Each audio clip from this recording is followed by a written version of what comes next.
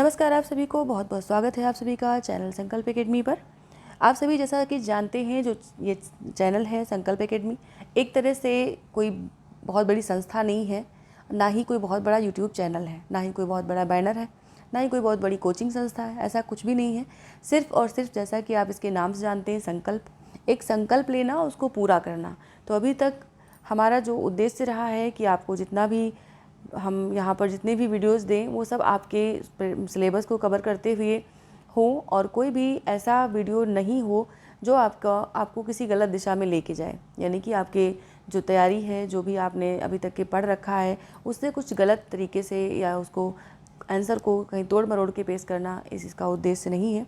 फ़िलहाल इन बातों को मैं इसलिए कहना ज़रूरी समझ रही थी क्योंकि कुछ लोग कह रहे थे नाम चेंज कर दिया जाए चैनल का, तो मुझे सही लगता है। आपकी क्या राय है ज़रूर लिखिएगा। फिलहाल आज के इस वीडियो में हम उपन्यास के 25 प्रश्नों को लेकर के आए हैं, और इन 25 प्रश्नों में आपका स्कोर कितना है आपको लास्ट में ये बताना है। सारे प्रश्नों को देख लीजिए, अपने आंसर चेक कर लीजिए, उसके बाद अपने स्कोर को लिखिए।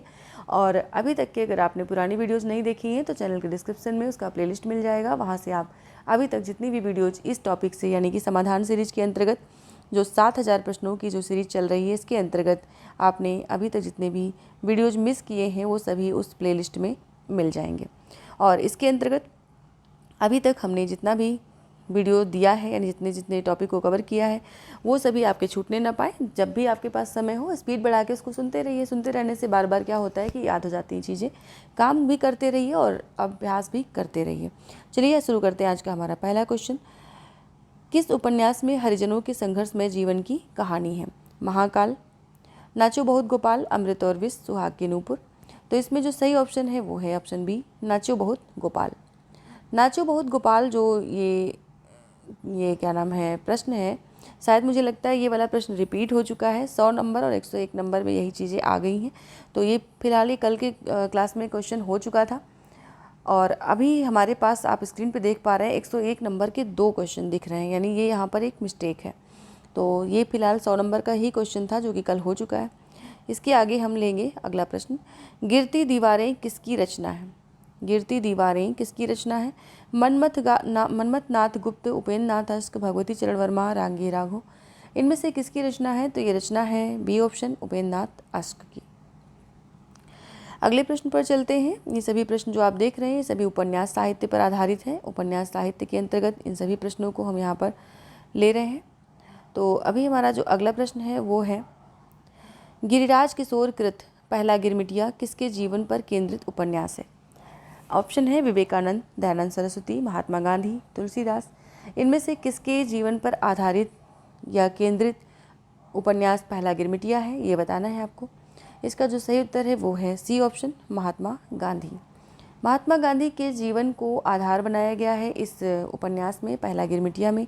अब आपको इस तरह के जो क्वेश्चंस मिल रहे हैं, अगर आपने पुराने पेपर्स देखे हैं यानी कि PYQ किए हैं, तो आप ज़रूर जान पाएंगे कि ऐसे ही क्वेश्चन पूछे जाते हैं, और इनकी जो पूछने की प्रकृति होती है वो कुछ थोड़ी सी भिन्न होती है। हो सकता है कुछ घुमावदार क्वेश्चन कर दिए जाएँ आपसे, लेकिन आंसर आपके यही होते हैं। तो आगे जो है ऐसे ही हमारे साथ जुड़े रहें, बने रहें, और साथ में क्वेश्चन अच्छे लग रहे हो तो लाइक ज़रूर करें, वीडियो को शेयर करें, चैनल पर नए हैं तो सब्सक्राइब जरूर करें। अगला क्वेश्चन हमारा है, विभाजन के समय सांप्रदायिक दंगों को लेकर लिखा गया उपन्यास इनमें से कौन सा है? विभाजन के समय सांप्रदायिक दंगों के ऊपर लिखा गया उपन्यास इनमें से कौन सा है? आधा गांव, तमस, पहला गिरमिटिया, नीला चांद। तो सही ऑप्शन इसमें है तमस, बी ऑप्शन यहाँ पर सही होगा, तमस। अब आपको ये बताना है कि तमस उपन्यास किसने लिखा है, यानी इसके लेखक कौन है, इसे कमेंट सेक्शन में ज़रूर लिखें। अगले प्रश्न पर हम चलते हैं। अगला प्रश्न है, दीवार में एक खिड़की रहती थी किसका उपन्यास है? दीवार में एक खिड़की रहती थी, ये उपन्यास किसका है? ऑप्शन है शिव प्रसाद सिंह, रांगे राघव, विनोद कुमार शुक्ल, भारत भूषण अग्रवाल। इनमें से कौन? तो इसका जो सही आंसर है वो है विनोद कुमार शुक्ल, यानी कि सी वाला ऑप्शन यहाँ पर सही होगा। अगला है, राही मासूम रजाकृत उपन्यास आधा गांव में गाजीपुर जिले के किस गांव के मुसलमानों की कथा है? ये प्रश्न बहुत बार पूछा गया है। आधा गांव बहुत ज़्यादा फेमस उपन्यास है, जिसमें गाजीपुर जिले के एक गांव के मुसलमानों की कथा है, और उस गांव का नाम आपको बताना है। ऑप्शन है गंगौली, शिवपालगंज, चंदौली, मेरीगंज। यहाँ पर गंग लिखा हुआ है, इसको गंज पढ़िएगा, मेरीगंज। और ये जितने भी गांव आप देख रहे हैं ये सभी किसी न किसी उपन्यास से संबंधित हैं और इन गाँवों के बारे में प्रश्न बनाए जाते हैं। तो आप ऐसा करें कि जितने भी ये गांव लिखे इनके बारे में ज़रूर अपने पास नोट डाउन करें कि ये किन किन उपन्यासों से संबंधित गाँव हैं। अभी फ़िलहाल इसका उत्तर हम लेते हैं। तो इसका जो गाँव है वो है गंगौली, यानी कि ए ऑप्शन यहाँ पर सही होगा, गंगौली। अगला प्रश्न है, राही मासूम रजा के किस उपन्यास में देश में इमरजेंसी के दुखद और भयावह दौर को केंद्र में रखा गया है? आधा गांव, कटरा बी आरजू, टोपी शुक्ला, दिल एक सादा कागज। तो इसमें जो आपका सही ऑप्शन है वो क्या होगा ये बताना है।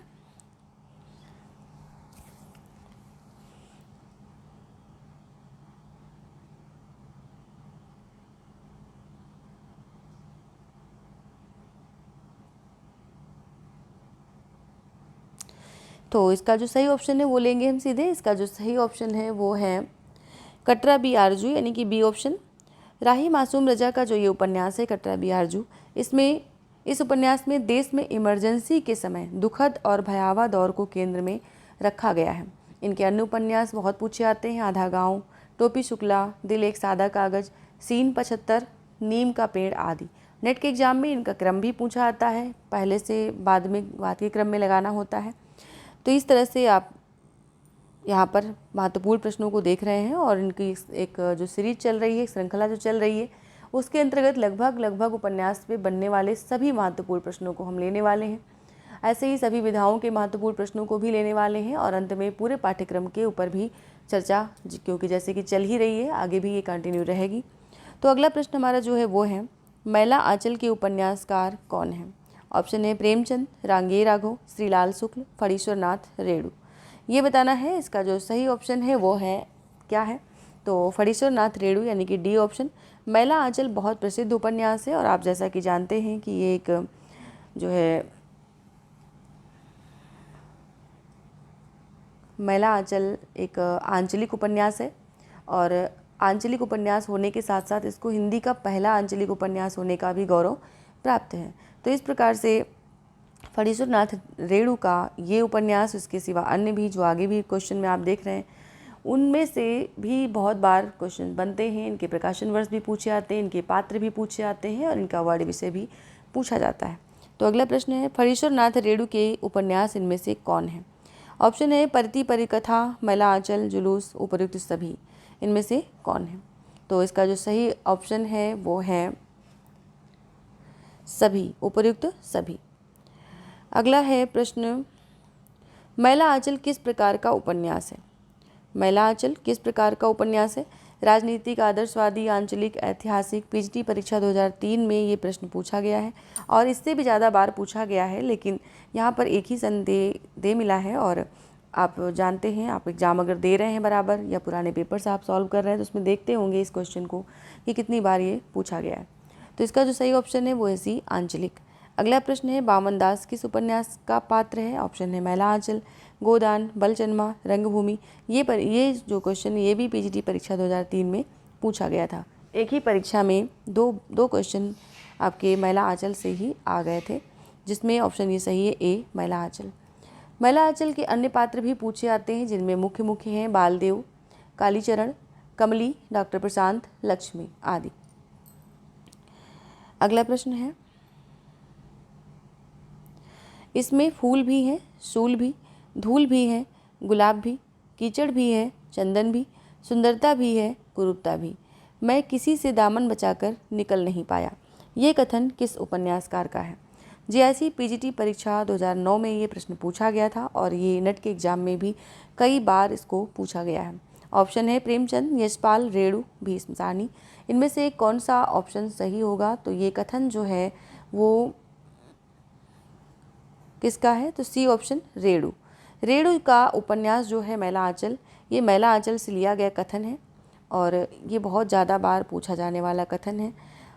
तो इसे आप ज़रूर ध्यान रखें, इसे और इससे संबंधित जितने भी और कथन आते हैं उन्हें भी ध्यान रखें। अगला प्रश्न है, प्रकृतिवादी उपन्यासों का जनक माना जाता है, किसे माना जाता है? ऋषभ चरण जैन, जोला, तेन, वृंदावन लाल वर्मा। प्रकृतिवादी उपन्यासों का जनक किसे माना जाता है? ऑप्शन इसमें से कौन सा सही है? तो सही है जोला। बी ऑप्शन जोला। जोला को प्रकृतिवादी उपन्यासों का जनक माना जाता है। अगला प्रश्न है, निम्नलिखित में से अमृत राय का उपन्यास कौन सा है? ऑप्शन है विषाद मठ, आनंद मठ, दुख मोचन, बीज। तो अमृत राय का उपन्यास इसमें से कौन है ये बताना है। तो ऑप्शन डी सही है, बीज। ये टीजीटी परीक्षा 2003 में ये पूछा गया है। तो बीज उपन्यास जो है वो अमृत राय का है। इसके अलावा इनके अन्य उपन्यास पूछे जाते हैं, नागफनी का देश, हाथी के दांत, जंगल आदि। अगला प्रश्न है, पत्रात्मक शैली में लिखा गया हिंदी का पहला उपन्यास कौन सा है? दुखमोचन, चंद हसीनों के खतूत, सूखा पत्ता, काले उजले दिन। पत्रात्मक शैली में यानी कि पत्र की तरह लिखा गया हिंदी का पहला उपन्यास कौन सा है? तो ये लिखा गया है चंद हसीनों के खतूत, यानी कि बी ऑप्शन यहाँ पर सही होगा। चंद हसीनों के खतूत जो उपन्यास है ये किसका है, यानी इसके लेखक कौन है, इसे आपको कमेंट सेक्शन में लिखना है। अगला प्रश्न है, निम्नलिखित रचनाओं में कौन सी पुस्तक ऐसी है जो भारत पाकिस्तान विभाजन को लेकर नहीं लिखी गई है? ऑप्शन है तमस, आधा गांव, कितने पाकिस्तान, राग दरबारी। इनमें से कौन सा उपन्यास है जो भारत पाकिस्तान विभाजन को लेकर के नहीं लिखा गया है? तो सही ऑप्शन आपको बताना है। इसमें सही ऑप्शन है राग दरबारी, डी। राग दरबारी जो है वो उसमें पाकिस्तान और भारत का विभाजन नहीं दिखाया गया, बल्कि तमस, आधा गांव, कितने पाकिस्तान, इनमें भारत और पाकिस्तान के विभाजन को वर्ड विषय बनाया गया है। अगला प्रश्न है, निम्नलिखित में से किस उपन्यास का कथानक भारत पाकिस्तान विभाजन पर आधारित नहीं है? ऑप्शन है झूठा सच, तमस, आधा गांव, कर्मभूमि।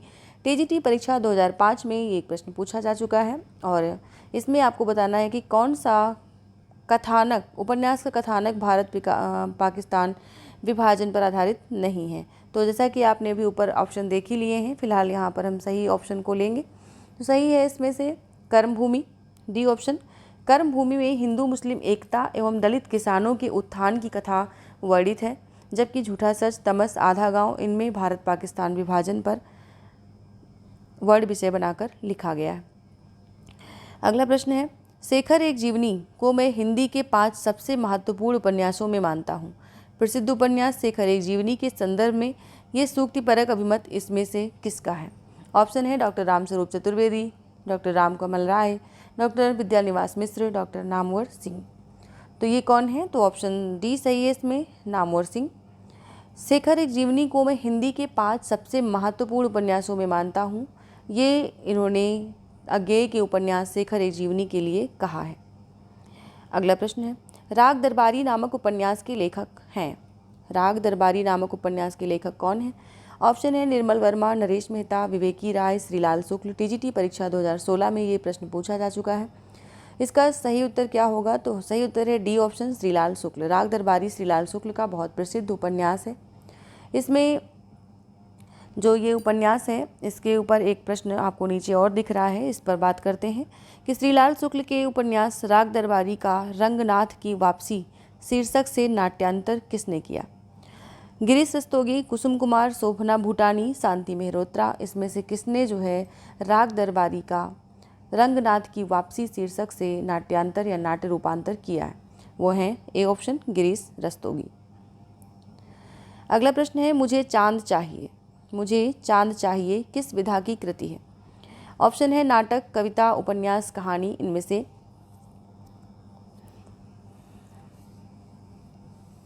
कौन सी विधा है? टीजीटी परीक्षा 2016 में ये प्रश्न पूछा गया है। इसका जो सही ऑप्शन है वो है सी, उपन्यास। मुझे चांद चाहिए, आपको ये बताना है इसके जो लेखक हैं वो कौन है। इसके लेखक मुझे चांद चाहिए के, चलिए अगला प्रश्न भी इसी पे संबंधित आ गया है। तो मुझे चांद चाहिए उपन्यास के लेखक कौन है ये बताना है। विक्रम सेठ, रांगे राघव, सुरेंद्र वर्मा, अरुंधति राय। इसका जो सही उत्तर है वो क्या होगा? बी ऑप्शन 121, यहाँ पर Surendra Verma, sorry C option, Surendra Verma का उपन्यास है मुझे चांद चाहिए। अगला प्रश्न है, वर्षा वशिष्ठ किस औपन्यासिक कृति की नायिका है? लालटीन की छत, वह दिन, मुझे चांद चाहिए, दिव्या। इनमें से किसकी नायिका हैं ये? वर्षा वशिष्ठ, ये बताना है आपको। तो इसमें जो सही ऑप्शन है वो है सी, मुझे चांद चाहिए, जो कि सुरेंद्र वर्मा का उपन्यास है और इसकी जो नायिका है यानी कि स्त्री पात्र हैं, मुख्य स्त्री पात्र हैं, वो हैं वर्षा वशिष्ठ। अगला प्रश्न है,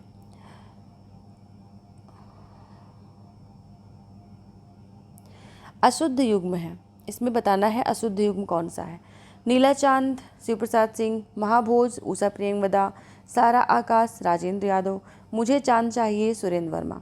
तो इसमें से जो अशुद्ध युग्म है वो बताना है कौन सा है। तो जो महाभोज यानी कि ये वाला महाभोज उषा प्रियंवदा, ये वाला उषा प्रियंवदा का नहीं है बल्कि मन्नू भंडारी का उपन्यास है, और सभी उपन्यास जो दिए गए हैं ये सभी सुमेलित हैं, यही वाला युग्म अशुद्ध है। अगला प्रश्न है, शहर में कोई किसी की जाति नहीं पूछता, शहर के लोगों की जाति का क्या ठिकाना है, लेकिन गांव में तो बिना जाति के आपका पानी नहीं चल सकता, ये कथन किस रचना से है। परती परिकथा, रतिनाथ की चाची, बलचन्मा, मैला आंचल। इनमें से किस उपन्यास का ये कथन है कि शहर में कोई किसी की जाति नहीं पूछता। सही ऑप्शन है डी, मैला आंचल। अगला प्रश्न है, काला जल उपन्यास के लेखक कौन है। बदी-उज-जमा, शानी, रामदरस मिश्र, कृष्णा सोबती। इनमें से काला जल उपन्यास के लेखक कौन है। तो ये जो लेखक हैं वो हैं शानी जी, यानी कि बी ऑप्शन, शानी इन्होंने लिखा है, और ये बहुत बार परीक्षाओं में अनुक्रम के रूप में ये प्रश्न आया हुआ है, शानी के उपन्यासों को अनुक्रम में लगाने के लिए।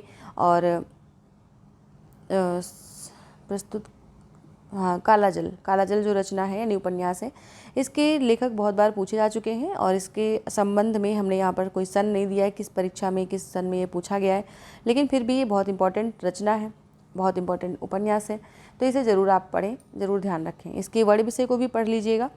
अगले वीडियो में हम फिर से 25 क्वेश्चन लेकर के उपस्थित होंगे, उपन्यास पर ही आधारित होंगे। आज के इस वीडियो में आपके कितने क्वेश्चन सही हुए हैं उन्हें ज़रूर कमेंट सेक्शन में लिखें, और साथ ही अपने सुझाव हमारे तक पहुंचाने के लिए कमेंट सेक्शन का यूज करें। जो भी कुछ आप इससे भी बेहतर जिस भी प्रकार से ये प्रैक्टिस कर सकते हैं उसके लिए हमें सुझाव दें कि हम कैसे और भी करवा सकते हैं।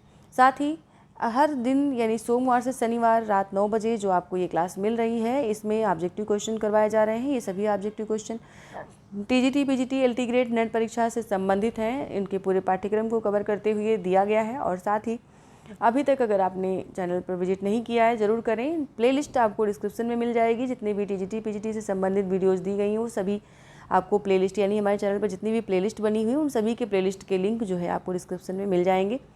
आप चाहे नेट के लिए पढ़ रहे हैं, चाहे टीजीटी, पीजीटी के लिए पढ़ रहे हैं, चाहे एलटी के लिए पढ़ रहे हैं, अगर हिंदी साहित्य से तैयारी कर रहे हैं तो हर तरह के टॉपिक को लेकर के वीडियो बनाई गई हैं, जो कि और आगे भी बनाई जाती रहेंगी। इसके लिए आप ज़रूर सब्सक्राइब करें और साथ ही अपने सुझाव हम तक ज़रूर पहुंचाएं। आज के लिए इतना ही, अपना स्कोर ज़रूर लिखें, और साथ ही नेक्स्ट डे जो है हम 25 प्रश्नों के साथ फिर से उपस्थित होंगे। और आप सभी जान रहे हैं मोटिवेशन का इस समय मैंने एक सेशन चला रखा है, एक वीक में एक वीडियो में दे रही हूँ, आप लोग उसको सराह रहे हैं, इसके लिए बहुत बहुत धन्यवाद। और आगे भी मैं ऐसे बनाती रहूँगी, जिससे कि अगर मेरी किसी भी बात से अगर आपको ज़रा सा भी मोटिवेशन मिलता है, और साथ में अगर अपने भविष्य के प्रति, अपने लक्ष्य के प्रति अगर आप ज़रा भी संवेदनशील होते हैं और तैयारी बेहतर करने लग जाते हैं, तो ये मेरे लिए बहुत अच्छी बात है कि आप कहीं ना कहीं मुझसे जो है प्रभावित हैं।